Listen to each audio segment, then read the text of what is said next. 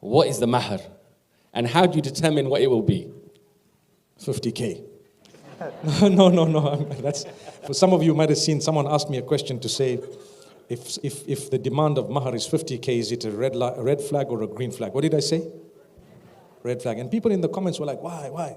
Look, I tell you, mahr is a gift. It's a gift determined by the bride and should be communicated to the groom. They should give it, or he should give it to her as a gift.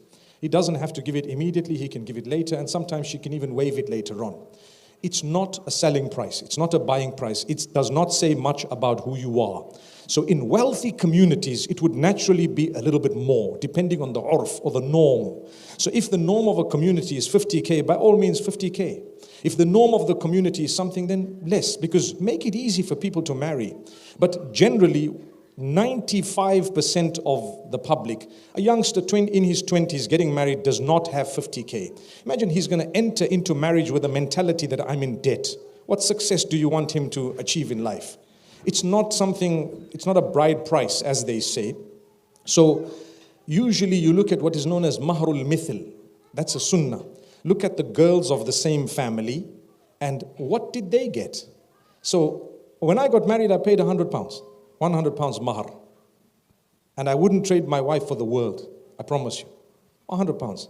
And what have I given her from that time to now? I don't even know the figure. She doesn't. I don't think there is anything she's ever asked me for that I haven't done. I'm just letting you know. And what did I pay? £100. And I promise you, it's not because people say, oh, this guy's a simp. Come bro, let's show you. I didn't even know the meaning of simp until they used it on me.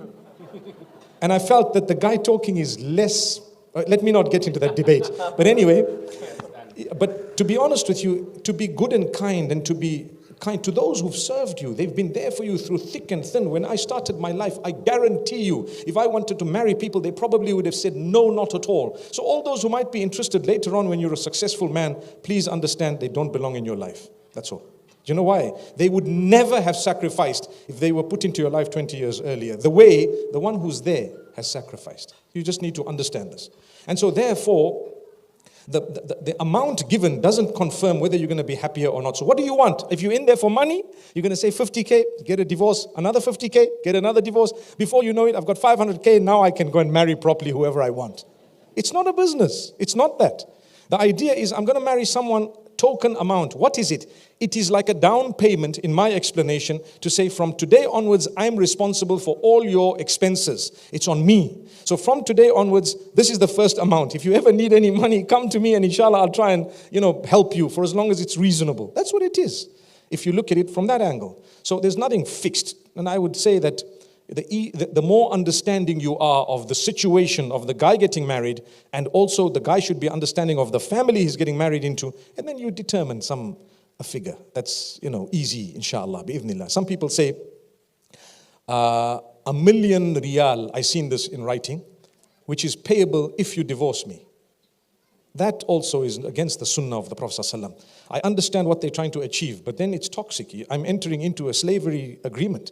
I mean, I can't get out of it, because if I want to get out of it, I got to pay $1 million. And what they do, they run you into a khula, and they run you into something disastrous where if anything goes bad, they never ever give you the talaq until you squeeze it out of them, because they don't want to issue it. They're going to have to pay you $1 million.